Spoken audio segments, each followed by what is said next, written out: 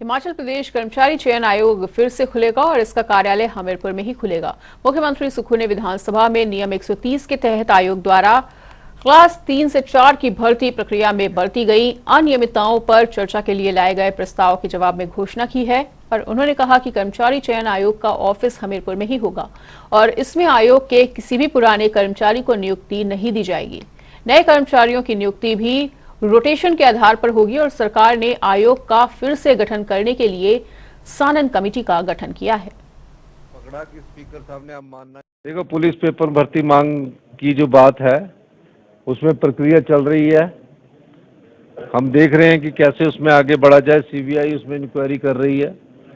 अब एक ही चीज के लिए दो एजेंसियों का काम नहीं किया जा सकता। सीबीआई की रिपोर्ट आने के बाद ही हम आगे की कार्रवाई करेंगे। लेकिन सबॉर्डिनेट सिलेक्शन बोर्ड के द्वारा जो नियुक्तियां हुई इसमें हजारों युवाओं के भविष्य के साथ खिलवाड़ हुआ है और बीजेपी की सरकार आंखें बंद करके बैठी रही और आज चर्चा में भी नहीं भाग लेना चाहती थी, इसलिए उठकर चलेगी। तो ये सबसे बड़े दोषी कौन है? जो उस 5 साल में आंखें बंद करके बैठे रहे और आज जब चर्चा, उनको पता था कल से चर्चा लगी थी, कोई प्रश्न होता उसका जवाब ना मिलता उस पर भागते।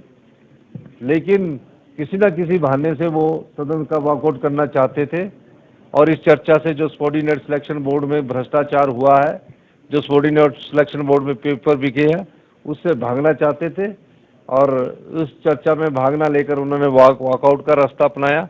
लेकिन सरकार गंभीर है, युवाओं के भविष्य के साथ खिलवाड़ नहीं होने देगी।